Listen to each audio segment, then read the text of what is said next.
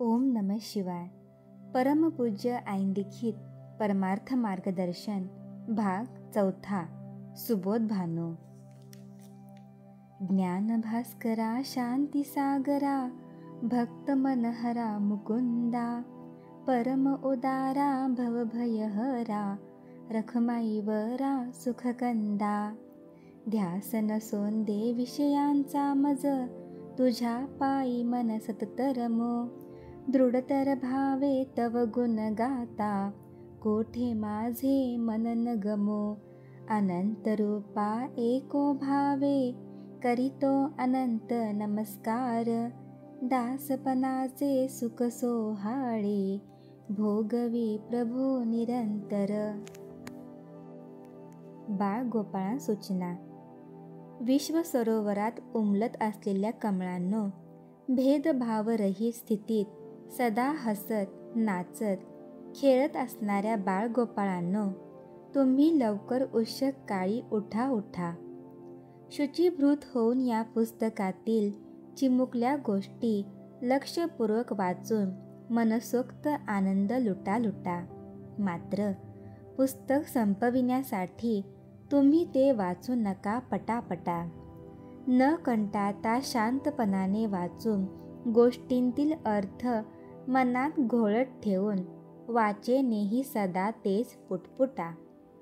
तेने करून अंतर्यामी असणारे सर्व दुर्गुण बाहेर पडतील पटापटा. नियमित वाचनाने सुबुद्धीला बळकट करून दुर्बुद्धीला तुम्ही समूळ छेदून टाका कटाकटा. या वयापासूनच परमेश्वर चरणी लीन व्हा आणि त्याच्या अवकृपेपासून सत्वर सुटा सुटा. देव व देवस्वरूप संत यांच्या गोष्टी वाचल्या तर घरातील वडील माणसे रागावतील या भीतीला मागे हटा हटा. संत सद्बोध वाचून आपली मुले बुद्धिवंत, नीतिवंत, शीलवंत, यशवंत व कीर्तिवंत व्हावी या त्यांच्या आशेचा मार्ग मोकळा करा तुम्ही झटाझटा. देवाचा तुम्हाला आशीर्वाद मिळून जेव्हा तुम्ही हरिप्रेमामृताचे घोट घ्याल गटागटा, तेव्हा तुमचा आनंद तोच माझाही असल्याने मी हर्षभरे टाळी वाजवीन सटासटा. गुरुस्तवन. हे गुरुराया, सदा तू सावध असतोस म्हणून आम्हासारख्यांना तू सावध करतोस. हे गुरुदेवा, तुझ्या एका वचन मात्रे करून माझी संसार बागुलाची भीती नाहीशी झाली. हे गुरुराया, तुझ्या कृपेचा प्रताप इतका अवर्णनीय आहे की तेने करून देहात असता देहांगे दिसत नाहीत, तसेच जगतभान रहित होऊन जगात वावरता येते. हे गुरुदेवा, दृश्यापासून माझे लक्ष अलक्ष करून अलक्ष्याची तू मला भेट करविलीस आणि माझी संकुचित दृष्टी काढून घेऊन मला तू व्यापक दृष्टी दिलीस. हे गुरुराया, देही असलेला जो मी त्या मला विदेही करून माझे विदेहीपण नेलेस आणि नेलेपणही नेऊन शेवटी मला अखंडानंदरूप केलेस. हे गुरुदेवा, तुझे हे अनंत उपकार या अल्पमुखे मी कसे वर्णन करू. आता तुझ्याजवळ एकच मागणी आहे की तुझ्या दासपणाचे कधी विस्मरण न होता सदैव मला आत्मसुख सोहळा भोगू दे. 1. श्रीमद शंकराचार्य. केरळ प्रांतात कालडी या गावी शिवगुरु व आर्यांबा या नावाचे एक जोडपे राहत होते. शिवगुरु हे नंबूद्री ब्राह्मण घराण्यातले असून ते तेथील शिवालयाचे पुजारी होते. या उभयतांनी बरेच दिवस शिवाराधना केल्यावर त्यांना पुत्ररत्न झाले. मुलाचे नाव शंकर असे ठेवण्यात आले. शंकराची बालपणापासूनच अलौकिक बुद्धिमत्ता दिसून येत होती. शंकर 7 वर्षाचा झाला तेव्हा वडिलांना देवाज्ञा झाली. आर्यांबा मोठी हुशार व धैर्यवान होती. 8व्या वर्षी व्रतबंध झाल्यावर तिने त्याच्याकडून सर्व शास्त्रांचे अध्ययन करविले. त्यानंतर ती शंकराच्या विवाहाच्या खटपटीस लागली. परंतु शंकराचे अवतार कार्य वेगळेच होते. त्याने संन्यास घेण्याचा निश्चय केला होता. त्यामुळे तो आईला लग्नाबद्दल मत देण्याचा झाला. तरी पण आपली आई मोठी हुशार आहे. कदाचित ती आपणास मोहपाशात अडकवून टाकील. तेव्हा तत्पूर्वीच आपण तिच्या तडाख्यातून निसटावे असे त्याला वाटू लागले. लग्नाला संमती द्यावी लागेल म्हणून कदाचित शंकर कोठेतरी निघून जाईल असे आर्यांबाला वाटे. त्यामुळे रोज स्नानार्थ नदीवर जात असता ती त्याला आपल्याबरोबर नेऊ लागली. एके दिवशी शंकर कमरे इतक्या पाण्यात गेला. तोच, आई, अगं आई, सुसरीने माझा पाय धरला. आता मी काय करू सांग, असे म्हणून रडकुंडीला आला. तेव्हा ती म्हणाली, शंकरा, सुसरीपासून सोडविण्याचे सामर्थ्य माझ्याजवळ आहे कोठे. देवाचा धावा कर, म्हणजे लगेच सुटशील. शंकर म्हणाला, आई, सुसर म्हणते संन्यास घेतो म्हण, नाहीतर मी तुला सोडणार नाही. तेव्हा एकदा मला संन्यास घेण्यास अनुमती दे, नाहीतर खचित मला प्राणास मुकावे लागेल. तेव्हा आईने, माझ्या मरण समय तू माझ्या सेवेला हजर राहशील, तसेच अंत्यविधी तू स्वहस्ताने करशील तर खुशाल संन्यास घे, असे सांगितले. त्याप्रमाणे तिने कबुली दिल्यावर सुसर अदृश्य झाली. पुढे गुरुशोधार्थ शंकराचे घरातून निघणे झाले. त्यावर आर्यांबा आपले उत्पन्न नातेवाईकांच्या स्वाधीन करून त्यांच्याकडेच राहिली. बद्रीनाथ येथे गेल्यावर शंकरास नर्मदा तीरी राहणारे महर्षी पतंजली यांचे शिष्य जे गौडपादाचार्य, त्यांचे शिष्य गोविंदपादाचार्य यांचे दर्शन झाले. त्यांच्या आज्ञेनुसार शंकर त्यांच्या आश्रमात राहिला. गुरूंच्या विषयी शंकराच्या ठिकाणी अत्यंत आदर होता. इतर शिष्यांपेक्षा शंकर गुरुसेवा एकनिष्ठेने करीत असे. काही दिवसानंतर गुरु गोविंदपादाचार्य हे एकांतवासासाठी एका गुहेत जाऊन बसू लागले. पुढे आषाढ महिना आला. तेव्हा नर्मदेला पूर येऊन चहूकडे पाणीच पाणी झाले. जोरात वारा सुटला आणि कडाकड झाडे मोडून पडू लागली. त्या समयी गुहेमध्ये पाणी शिरेल म्हणून शंकराने नर्मदेची स्तुती आरंभिली आणि तो मोठ्या कष्टाने पाण्यातून गुहेजवळ गेला व स्वप्रयत्नाने त्याने गुहेचे द्वार बंद केले आणि तो तेथेच उभा राहिला. पूर ओसरल्यावर गुहेच्या तोंडाशी लावलेला दगड हळूच त्याने बाजूला केला आणि तो आश्रमात परत आला.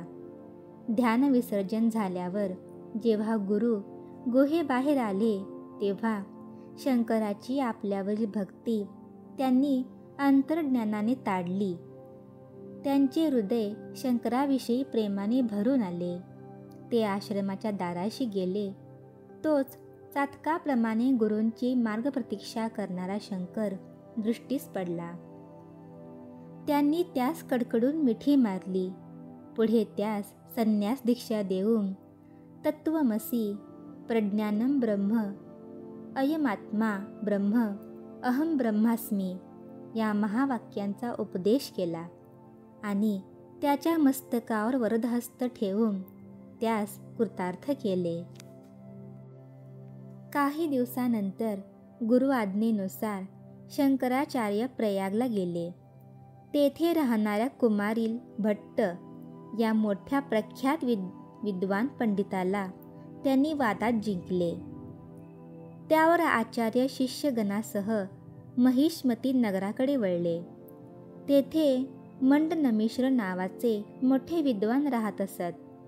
त्यांच्याबद्दल विचारपूस केली तेव्हा त्यांना असे समजले की मंडनमिश्र हे मोठे कर्मठ असून संन्याशांना पाहिले की त्यांच्या तळपायाची आग मस्तकाला चढते. त्यांची पत्नी ही मोठी पंडिता आहे. ती लहानपणापासूनच सर्व विद्येत पारंगत असल्याने तिला सरस्वतीचा अवतार असे सर्व समजतात. त्यांच्या दाराच्या दोन्ही बाजूला पोपटांचे पिंजरे लटकत असून ते संस्कृत बोलतात. एक म्हणतो, जग सत्य आहे, स्वयंसिद्ध आहे. दुसरा म्हणतो, जग असत्य आहे, केवळ भासमान आहे, इत्यादी. त्यावर शिष्यगणासह शंकराचार्य मंडनमिश्राकडे जाण्यास निघाले. ते दाराशी गेले इतक्यात मंडनमिश्र घरातून बाहेर आले. शिष्यगणासह दारात उभे असलेल्या संन्याशाला पाहून, श्राद्धाच्या दिवशी अपशकुन करणारा कोण रे तू? असा मंडनमिश्रांनी प्रश्न केला. मी एक संन्याशी आहे, असे शंकराचार्य शांतपणे उत्तरले. तेव्हा मंडनमिश्र अधिकच संतप्त होऊन, हे तर दिसत आहेच, चालता हो इथून, चालता हो, असे म्हणाले. घरी अतिथी आल्यास गृहस्थाश्रमी लोकांनी अपशकुन समजू नये, असे शंकराचार्य म्हणाले. बरे, थांबा तर, एकदा भिक्षा घालतो, जा म्हणजे झाले, असे म्हणून मंडनमिश्र आत गेले. इतक्यात शंकराचार्य आपल्या शिष्यगणांना उद्देशून, मी मंडनाचे मुंडन करून येतो, तोपर्यंत तुम्ही अमुक ठिकाणी जाऊन थांबा, असे म्हणून त्यांनी एक खुणेची जागा सांगितली. गुरुआज्ञेप्रमाणे शिष्यगण तेथून निघाले. इतक्यात मंडनमिश्र हातात भिक्षा घेऊन बाहेर आले आणि ही घ्या भिक्षा, असे म्हणाले. मला ही भिक्षा नको, वादभिक्षा हवी आहे, असे शंकराचार्य म्हणाले. तेव्हा हा मंडनमिश्र वाद घालणारा नाही, असे ते रागाच्या आवेशात म्हणाले. अहो पंडितराज, तुम्ही इतके रागावता कशाला? तुमचा मार्ग आहे तरी कोणता, ते सांगा, असे शंकराचार्यांनी विचारले. मंडनमिश्र म्हणाले, वेद सांगतात की यज्ञ यागादी कर्म करणे हे जीवनाचे ध्येय आहे. आचार्य म्हणाले, कर्मापेक्षाही ज्ञान श्रेष्ठ आहे, ज्ञानानेच मुक्ती मिळते, असे मी म्हणतो. याप्रमाणे उभयतांमध्ये द्वैत अद्वैतासंबंधी वादास सुरुवात झाली. वादाच्या आरंभी मी वादात हरलो तर गृहस्थाश्रम पत्करीन, असे आचार्य म्हणाले, व मी हरलो तर संन्यास घेईन, असे मंडनमिश्र म्हणाले. सरस्वतीला अध्यक्ष म्हणून नेमण्यात आले होते.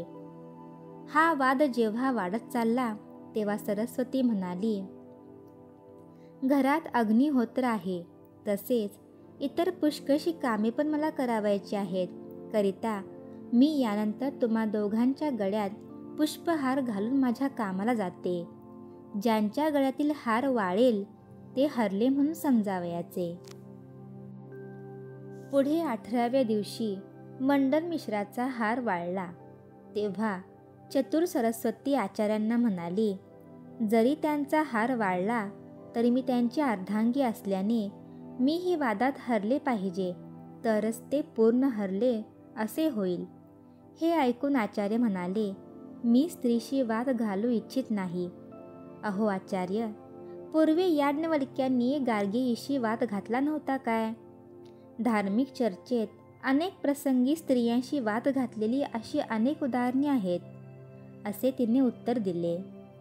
ते ऐकून आचार्य वादास प्रवृत्त झाले. प्रत्येक शास्त्रात हरल्यावर सरस्वतीने मदनाला कला किती आहेत, त्यांची लक्षणे ती कोणती, असा आचार्यांस प्रश्न केला. तेव्हा मात्र त्यांना तिच्या प्रश्नाचे उत्तर देता आले नाही. शेवटी त्यांनी सरस्वतीकडे 1 महिन्याची मुदत मागून घेतली आणि ते काशीला गेले. तेथे गावाबाहेर जाऊन त्यांनी योगशक्तीच्या बळाने आपला स्थूल देह एका झाडाच्या बुंध्याच्या पोकळीत ठेवून तो शिष्यांना रक्षण करण्यास सांगितले. त्याचवेळी राजा अमरुक मरण पावला होता. त्याचा प्रेत संस्कार होण्याच्या वेळी आचार्यांनी त्याच्या देहात प्रवेश केला. राजा मेला या दुःखाने सर्वांचे चेहरे जे होरपळून निघाले होते ते एकदम राजा जिवंत झाला या आनंदाने प्रफुल्लित झाले. राजा पूर्ववत राज्य करू लागला, पण त्याच्या एकंदर वागण्यावरून हा पूर्वीचा राजा नसून कोणीतरी महात्म्याने राजाच्या देहात प्रवेश केला असावा असे मंत्री व राणी या उभयतांनी धोरण बांधले.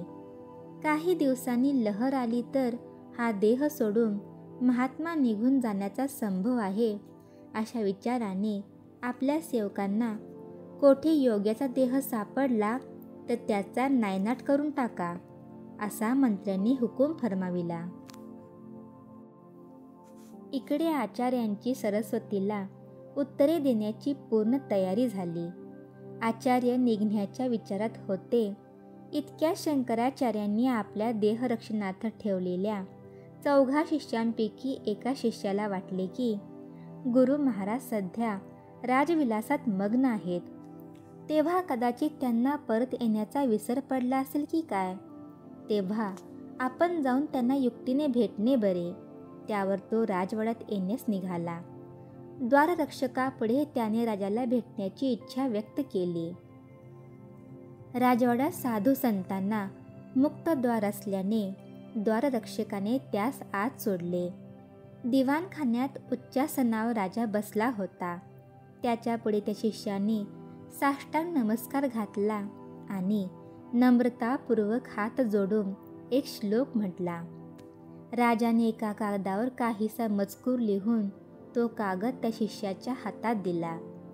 त्यावर तो स्वस्थानी परतला. गावाबाहेर गेल्यावर त्याने ती चिठ्ठी वाचली. त्यात अमुक वेळी मी येणार आहे, तुम्ही सर्व हजर राहा हा मजकूर होता. त्याप्रमाणे शंकराचार्यांचे पूर्ववत देहात प्रवेश करणे झाले. त्यावर ते मंडन मिश्राकडे आले. कामशास्त्राचा अभ्यास केल्यामुळे सरस्वतीच्या प्रश्नांची त्यांनी लगेच समर्पक उत्तरे दिली. तेव्हा पूर्वी बोलल्याप्रमाणे मंडन मिश्र यांनी आपली सर्व इस्टेट आचार्यांना अर्पण केली आणि त्यांच्याकडून संन्यास दीक्षा घेतली. पुढे आचार्य काशीला गेले. तेथे त्यांनी वैदिक धर्माच्या आणि अद्वैत मताच्या स्थापनेला सुरुवात केली.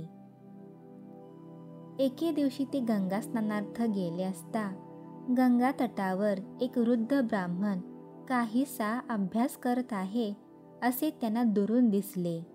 म्हणून ते त्या ब्राह्मणाजवळ गेले आणि कसला अभ्यास चालला आहे असा त्यांनी त्यास प्रश्न केला. मला पंडित व्हावयाची इच्छा आहे, म्हणून मी व्याकरणाचा अभ्यास करीत आहे असे त्याने उत्तर दिले. तेव्हा अहो, तुमचे वय 60चे वर झाले असेल, तेव्हा अभ्यासाकडे लक्ष लागेल कसे? मृत्यू समीप आला आहे. यानंतर तुम्ही अभ्यास करून पंडित होणार, ही तुमची इच्छा पुरी होणार तरी कशी? त्यापेक्षा भज गोविंदम भज गोविंदम भज गोविंदम मूढमते, म्हणजे तुमच्या जन्माचे सार्थक तरी होईल असे आचार्यांनी त्यास सांगितले. त्या ब्राह्मणाच्या निमित्त शंकराचार्यांच्या तोंडून जे उद्गार बाहेर पडले तेच चरपट पंजरिका स्तोत्र म्हणून सध्या प्रसिद्ध आहे. आचार्यांनी 4 दिशेला 4 मठ स्थापन केले. त्याचा उद्देश एवढाच की एकेकानी एक एक पंथ न धरता सर्वत्रांनी एक पंथ धरून एकमताने वागून निष्काम कर्माच्या द्वारे आत्मज्ञान मिळवून स्वतःचा उद्धार करून घ्यावा. पहिला मठ दक्षिणेला तुंगभद्रेच्या तीरावर, त्या ठिकाणी पूर्वाश्रमीचे जे मंडन मिश्र सुरेश्वराचार्य यांची नेमणूक केली. दुसरा मठ पूर्वेला जगन्नाथपुरी येथे, तिसरा पश्चिमेला द्वारकेत, चौथा उत्तरेला हिमालयामध्ये बद्रिकाश्रमात. ते चारही मठ आजतागायत अखंड परंपरेने चालत आले असून त्यांच्या पीठावर बसणाऱ्यांना शंकराचार्य असे संबोधिले जाते.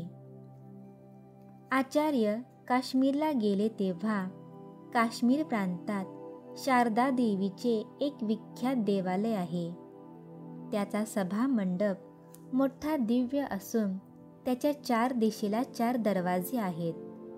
जो कोणी सर्वज्ञ असेल त्यालाच दरवाजा उघडला जातो आणि तेथील पीठावर चढून बसण्याचा मान प्राप्त होतो. ही गोष्ट त्यांच्या ऐकिवात आली. त्या क्षणी आचार्यांची स्वारी शिष्यगणासह त्या दिशेला वळली. यापूर्वी पूर्व, पश्चिम आणि उत्तर अशा 3 दिशांच्या विद्वानांनी पीठारोहण केले होते. त्यामुळे त्या देवालयाचे 3 दरवाजे उघडे झालेले होते. फक्त दक्षिण दरवाजा मात्र बंद होता. शिष्यगणासह आचार्य त्या दरवाजापाशी जाऊन उभे राहिले. तोच शिष्यगणांनी शिंग वाजवून त्यांचा जय जयकार केला. इतक्यात दरवाजा उघडला.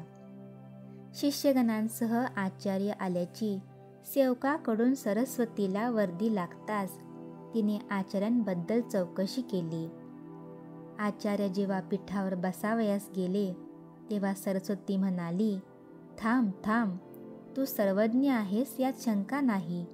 कारण मंडन मिश्र हा तुझा शिष्य बनला आहे. परंतु तू शुचिर्भूत नाहीस, कारण तू यक्षची स्त्रीशी विलास केला आहेस. याकरता तू पीठावर बसण्यास योग्य नाहीस. आचार्य म्हणाले, हे सरस्वती, तुझ्या गर्वाचे एकदा मी हरण केले असून आज मला या पीठावर बसण्यास तू हरकत करत आहेस. अस्तु, तुझ्या प्रश्नांची मी उत्तरे देतो, ऐक. आता मी ज्या देहाने पीठावर बसणार आहे हा माझा देह पवित्रच आहे. ज्या देहाने काही विशिष्ट कारणास्तव मी स्त्रीविलास केला तो देह चितेत भस्म झाला तेव्हा त्या देहाचा या देहाशी काही संबंध नाही. म्हणून या अतिपवित्र देहाने या पीठावर बसण्यास मला काहीच प्रत्यवाय दिसत नाही. या विरहित काही जर आक्षेप असेल तर बोल. तेव्हा सरस्वती निरुत्तर झाली. त्यावर सरस्वतीने शंकराचार्यांना पीठावर बसून त्यांच्यावर पुष्पवृष्टी केली. शंकराचार्यांच्या वेळी हिंदू लोकात अनेक पंथ व मतमतांतरे झाल्यामुळे वैदिक धर्माचा लोप होत चालला होता. पण आचार्यांनी आपल्या अलौकिक गुणवत्तेच्या बलावर व व्यक्तिमत्वाच्या जोरावर देवता जरी अनेक असल्या तरी त्या सर्वातले तत्त्व एकच आहे असे पटवून देऊन अद्वैत मताची स्थापना केली. कर्मनिष्ठा व आत्मज्ञान याच्यातील फरक काय तो लोकांना त्यांनी समजावून दिला. आचार्य जसे वेदांती होते तसे ते व्यवहारीही होते. गृहस्थाश्रमी लोकांना ते पंचायतन पूजा सांगत असत. असे तू हिमालय फिरून सांख्यांचे, मीमांसकांचे आणि पाखंड्यांचे त्यांनी खंडन केले. बौद्ध, जैन पंडितांना वादात जिंकून वैदिक धर्माचा भक्कम पाया घातला. एकूण त्यांनी 9व्या शतकात धर्मक्रांती घडवून आणली आणि आपल्या अद्वैत ज्ञानाचा ध्वज उंच फडकत ठेवला. त्यांच्या या कामगिरीला इतिहासात तोड नाही. आचार्यांनी पुष्कळसे ग्रंथ तर लिहिले आहेतच, इतकेच नव्हे तर स्तुतिस्तोत्रे पण रचलेली आहेत. त्यापैकी अच्युताष्टक हे सर्वत्र प्रसिद्ध असून बहुतेक कीर्तनकार, पुराणिक तसेच सत्यनारायणाच्या पूजेसमयी भटजींच्या तोंडात नेहमी खेळत असते. आचार्य म्हणत की उपनिषदात सांगितलेल्या तत्वाचा प्रचार करणे एवढेच माझे काम आहे. याखेरीज आयुष्यात दुसरी कोणतीच मनीषा नाही. त्यांनी 32व्या वर्षी हिमालयातील केदारनाथ येथे समाधी घेतली. शंकराचार्यांनी समाधी घेऊन शतकानुशतके जरी उलटली तरी त्यांच्या वाणीतले तेज अद्यापही आहे तसेच आहे. श्री सद्गुरुनाथ महाराज की जय.